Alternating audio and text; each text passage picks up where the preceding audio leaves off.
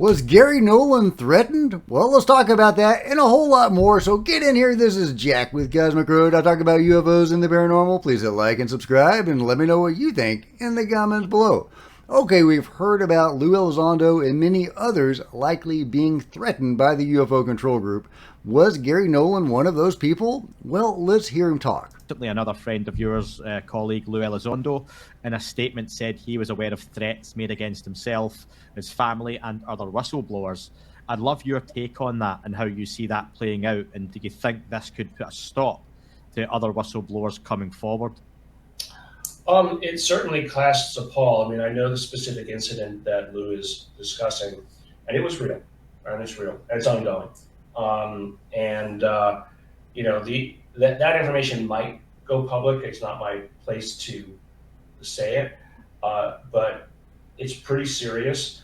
I mean, look, I got a phone call myself at one point, basically telling me to be careful how I was talking about things.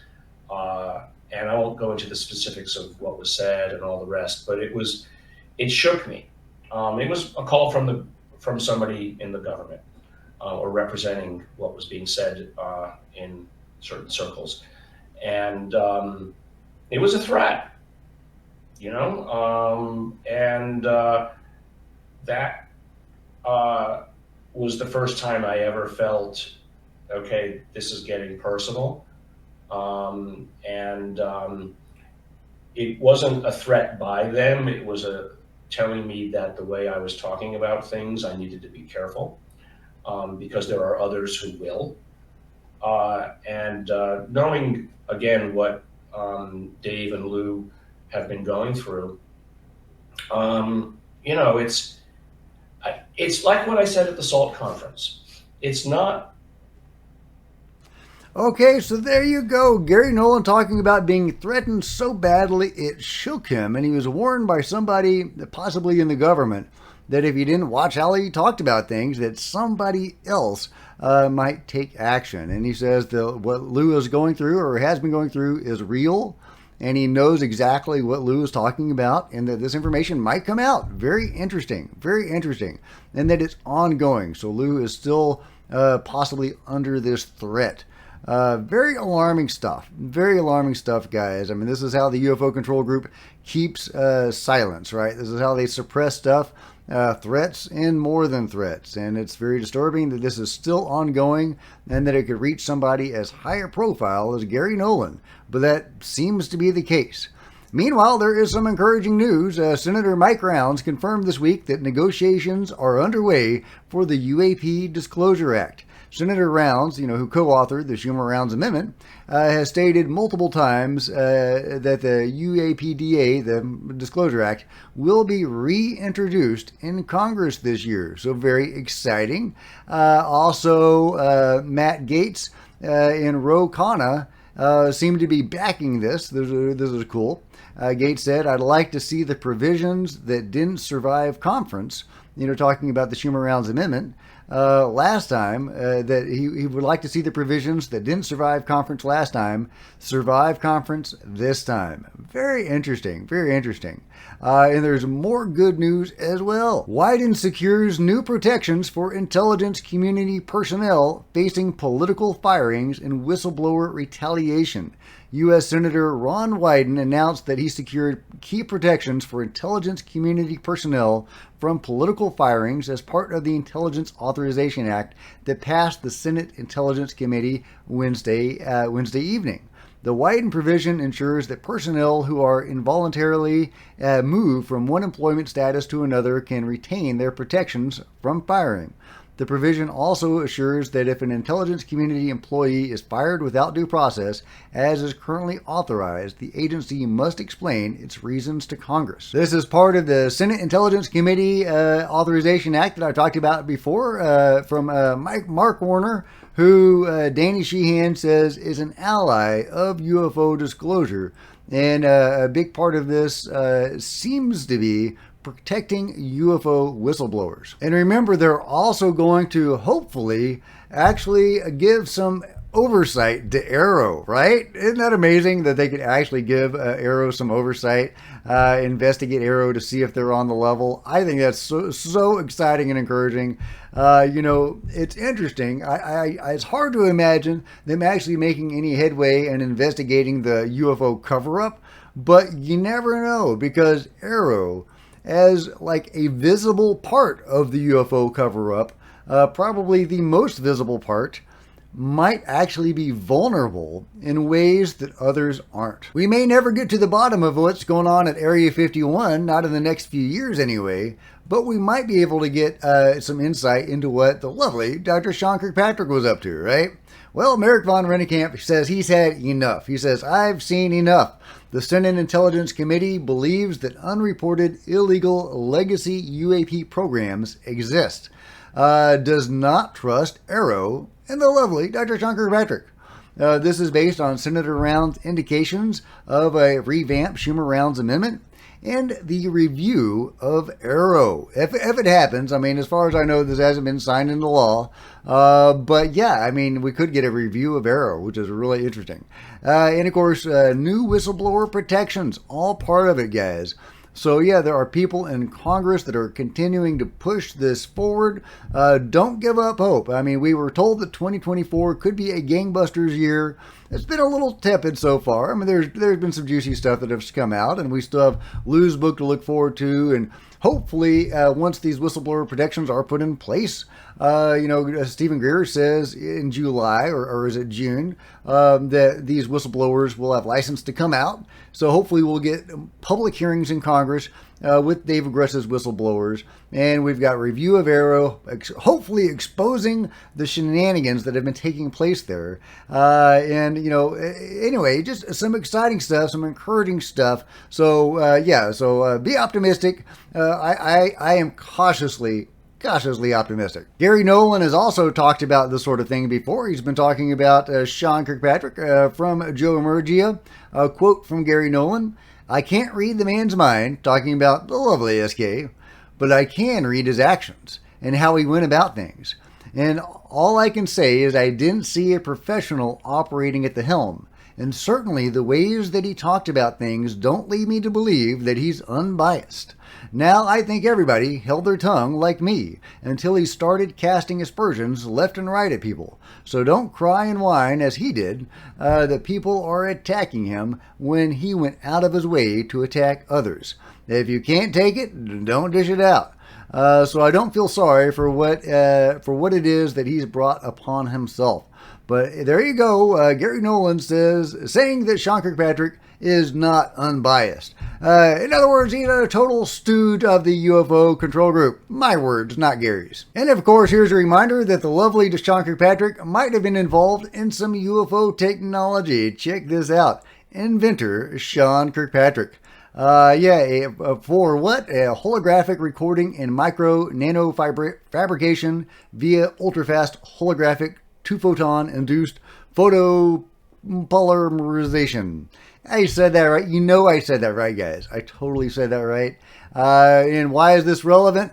Well, check out this quote from Tom DeLonge. Okay. Let me read you something. Again, he was talking to Jimmy Church. This is from an interview from Tom DeLonge and Jimmy Church.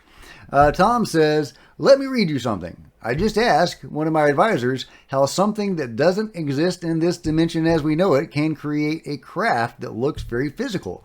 The idea that UFOs are coming from other dimensions and materializing into this reality. So how can they do that? And, if they're other dimensional woo-woo objects, how can they have a physical object, a physical form?" And he says, "You want me to read the answer that he got from his advisor?" Jimmy Church says, "Yes.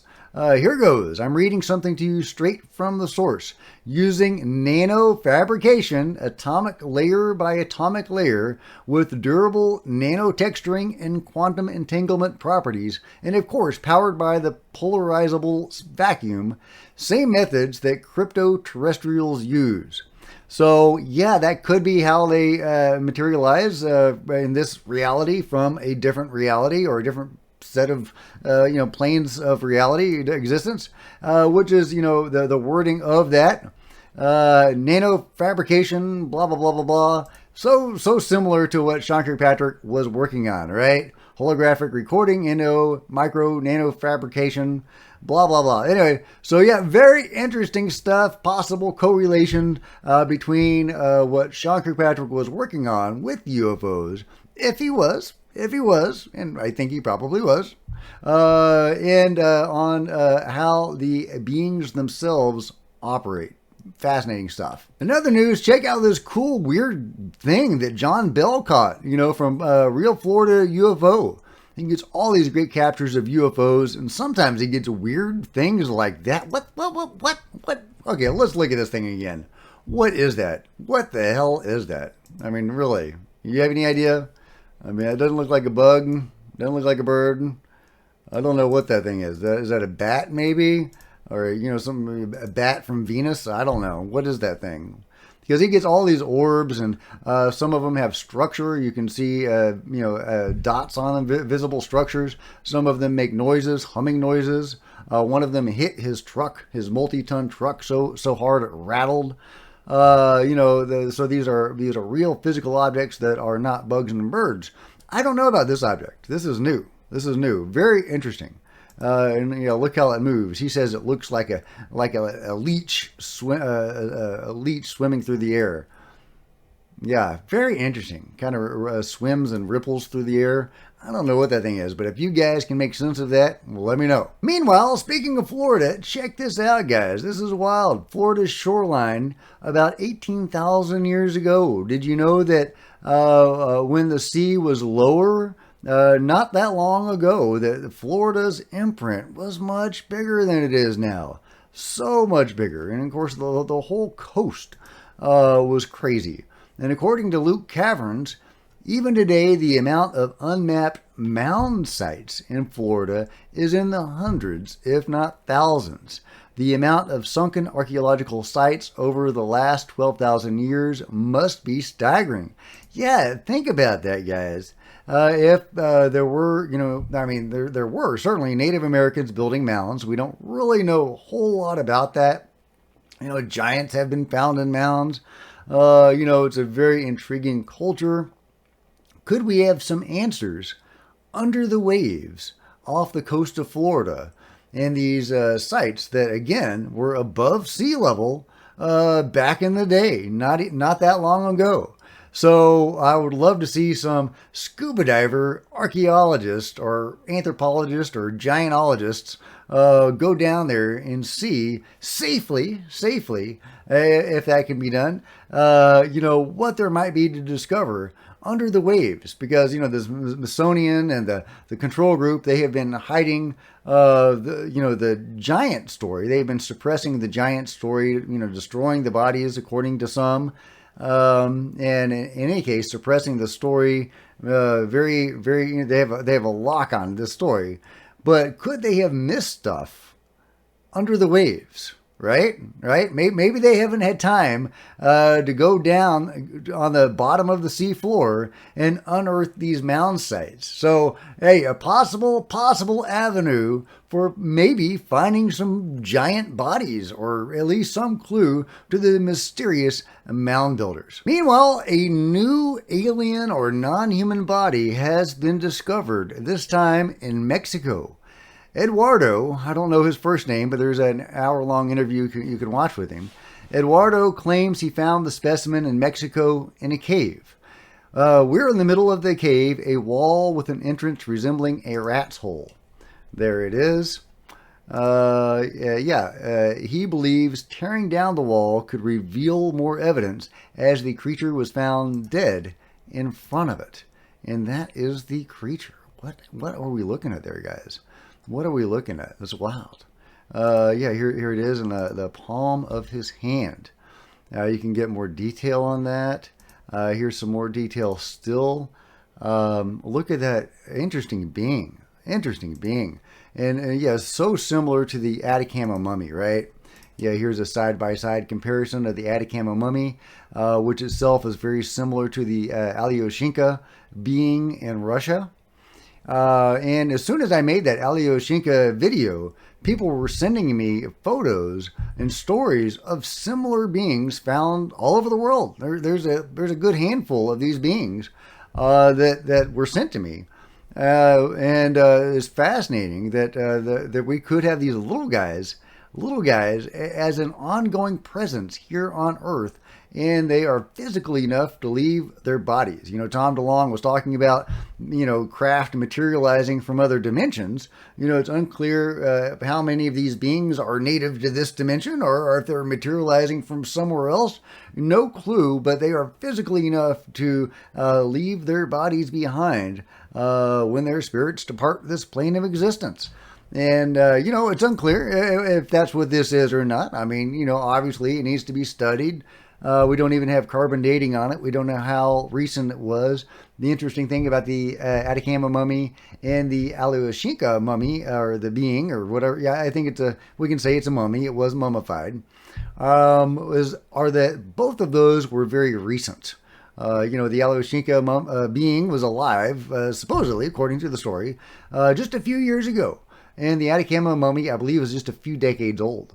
So this one looks older, but who knows? And who knows if this will turn out to be genuinely non-human or not. But it's certainly intriguing that we might have, you know, a race or multiple races of tiny little beings on this planet. Could this be what some of the fairy folklore is based on? You know, just a thought, guys. Just a thought. Let me know what you think. Meanwhile, check out this crazy thing. What is that? What in the world is that crazy object? What in the world? Man astonished by finding mysterious object along North Carolina mountain trail. A North Carolina man is sharing his story after just discovering a strange object that may have been from outer space. The object hasn't been inspected by aerospace experts, but the discovery has a lot of people scratching their heads. Yeah, it's crazy space junk. I mean, it almost looks like some sort of crazy space age Viking breastplate or something.